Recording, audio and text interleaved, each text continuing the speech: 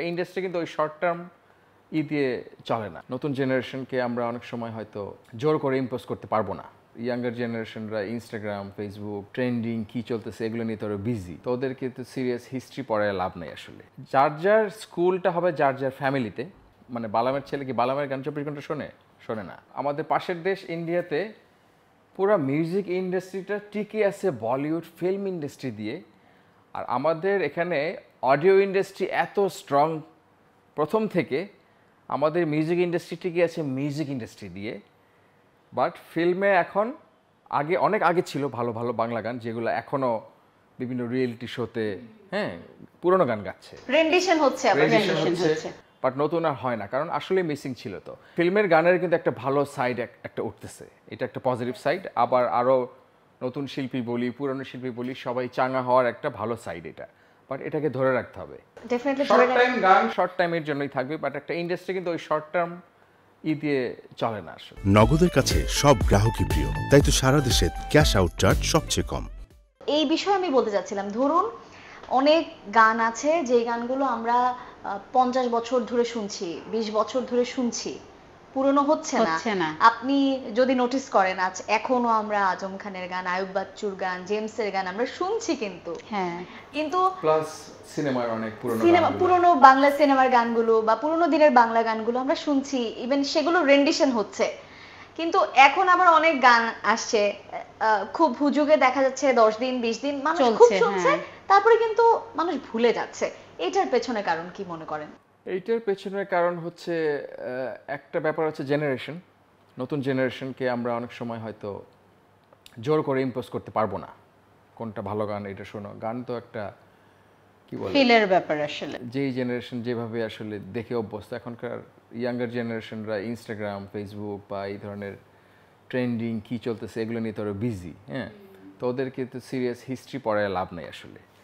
But এটা হচ্ছে ইন্ডাস্ট্রির যারা সিনিয়র, যাদের দায়িত্ব আসলে একটা কালচার, আর্ট অ্যান্ড কালচারকে ধরে রাখার, তো তাদেরই চিন্তা করতে হবে যে ভালো গান, বা ভালো গান বলতে কি, ভালো গানের সংজ্ঞা তো আসলে ওইভাবে দেওয়া মুশকিল, বাট যেই সব সুর, কথা আমাদের কালচারকে রিপ্রেজেন্ট করে এবং অনেক বছর টিকে থাকার মতো হতে হলে আসলে মেলোডিয়াস গানের উপরে কোনো বিকল্প নাই। যেটার জন্যই আমরা এখনও দেখি বিভিন্ন রিয়েলিটি শোতে আমাদের পুরনো বাংলা গানের অনেক ছবি, বা পুরনো ব্যান্ডের অনেক সিনিয়র ব্যান্ডগুলো যাদের এত অনেক 30, 40, 50 বছর ধরে যারা ব্যান্ড করেছে, বড় বড় ব্যান্ডগুলো বাংলাদেশের, তাদের গানও অনেকে গায়। একটা সময় পার হয়েছে যার মানুষের ইমোশনের সাথে গানগুলো মিশে গেছে।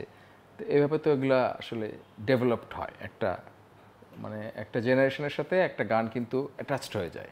নগদের কাছে সব গ্রাহকই প্রিয়, তাই তো সারা দেশে ক্যাশ আউট চার্জ সবচেয়ে কম। তো এইভাবে এখন যারা গান করছে ওইটাকে যে আমি ভুল বলবো এইটাও আবার ঠিক হবে না, কিন্তু এখনকার জেনারেশন বললাম তো, ওদের ভ্যালুস তো সব কিছুই ডিফারেন্ট আমাদের থেকে। তো যার যার স্কুলটা হবে যার যার ফ্যামিলিতে। তো আমার বাচ্চা কি শুনবে, আমার ছেলে কি বালামের ছেলে কি বালামের গান 24 ঘন্টা শোনে না। ও তো ওর ইচ্ছা মতো শুনতেছে, যেটা ভালো লাগতেছে ও দেখতেছে, ওর ফ্রেন্ডস যেটা আলাপ করতেছে, এটা আমরা কখনোই আটকাতে পারবো না। এটা কোনো ক্ষেত্রেই না, শুধু গানের ক্ষেত্রে না, যে কোনো ক্ষেত্রেই। কিন্তু গানের আবেদনটা তো কমে যাচ্ছে, কিন্তু ওদের যে জেনারেশন আছে সাথে তো আমরাও আছি, বা আমাদের সিনিয়র জেনারেশন আছে, বা আমাদের একটু ইয়াঙ্গার জেনারেশন আছে। তো সবার মাথায় যদি এটা থাকে যে আমরা যতই মজার গান, ফান সং যাই করি, তার পাশাপাশি যেন ভালো গানও আমরা বানাই। আমরা সবাই যদি একদিকেই রওনা দিই, যে সবাই শুধু ট্রেন্ডিং কি হচ্ছে এখন, না গ্লোবালি কি ট্রেন্ডিংয়ে যাচ্ছে, আচ্ছা এখন এই ধুমধারাক্কা চলতেছে, তো আমরা সবাই মিলে প্রত্যেকটা আর্টিস্ট যদি 1000 আর্টিস্ট যদি এক ধুমধারাক্কাই করতে থাকে, ওই 1 মাস বা 1 বছর পরে তো আর ধুমধারাক্কা মনে হবে না, ওইটা মনে হবে একটা রেগুলার জিনিস।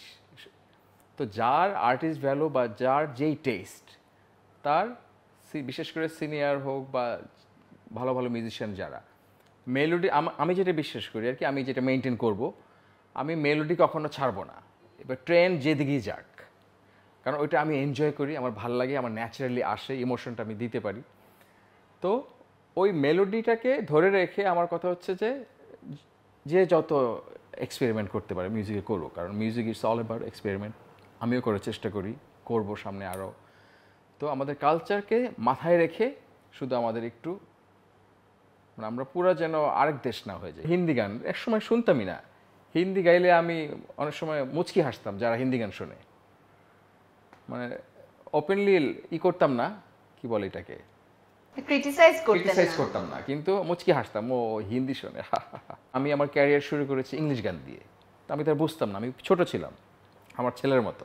আমি তো এখন বাংলা গান করতেছি এবং সামনে আরো বেশি হয়তো করব, বা আরো কত এক্সপেরিমেন্ট করব আমি জানি না। আপুর কাছে জানতে চাই, আপনি যখন গান করেছেন ভাইয়ার সাথে, শুধু আপনি না, আমি বলবো যে আগে যারা আসলে খুব মানে মিউজিকের প্রতি যারা আসলে প্যাশনেট, যারা আসলে মন প্রাণ দিয়ে মিউজিক করেছেন, তারা আসলে একটা জিনিস মেনটেন করেন, আমি যদি ভুল না করি আপনি বলতে পারেন, যে একসাথে এই যে মানে কোনো একটা গান রেকর্ড করার আগে একসাথে রেয়াজ করা, একসাথে আবার গানটা একটু প্র্যাকটিস করে আবার টিউনিংটা ঠিক আছে কিনা বা কোথাও এডিট করতে হবে কিনা, এই যে একসাথে করার যে বিষয়টা, সেটা মনে হয় এই যুগে এসে অনেক কমে গেছে।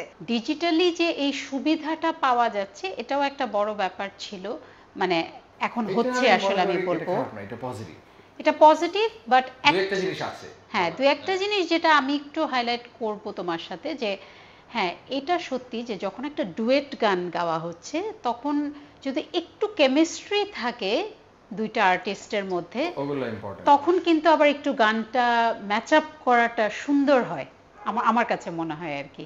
এখন কারণ একটা তো হচ্ছে যে স্কেল ডিফাইন করার ব্যাপার আছে, সেটাও হয়তো বাসা থেকে করা গেল যে এটা আমার স্কেল, এটা আপনার স্কেল, সব ঠিক আছে, বাট আগে যেরকম করে রেকর্ড হতো আসলে, হ্যাঁ যে একটা মানে এই যে কেমিস্ট্রি এবং বন্ডিং বিল্ড আপের যে ব্যাপারটা, সেটাই আর কি বলছিলাম। হ্যাঁ ওই জায়গাটা এখন বোধহয় একটু মিসিং। রেয়াজের ব্যাপার যেটা ব্যক্তিগত, এটা আমি বলবো কিছু কিছু ইয়ের জন্য, টেকনোলজির জন্য অলস হয়ে যাচ্ছে, যার ফলে লাইভের পারফরমেন্সে হয়তো এফেক্ট বেশি পড়বে এবং পড়তেছে।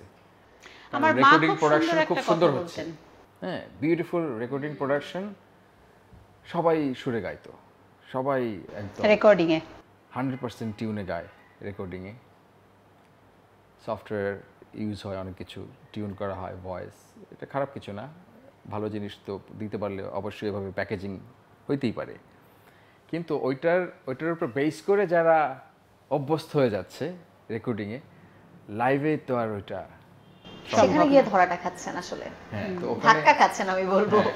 ওখানে গিয়ে ধাক্কা খাচ্ছে কারা, যারা ওখানে চলে যাচ্ছে তারা তো ধাক্কা খাচ্ছে না, ধাক্কা খাচ্ছে হয়তো অডিয়েন্স, মেলাতে পারছে না আমরা। তো এটা সাউন্ড ইস্যুস থাকে কিছু, যে কিছু টেক্সচার মিসিং থাকতে পারে, ওইটা তো রেকর্ডিং অনেক প্রিসাইজলি করা হয়, অনেক ভয়েসকে অনেক টিউন আপ করে, বাট মেইন আর্টিস্টের সুরে গাওয়াটা তো আর্টিস্টের দায়িত্ব।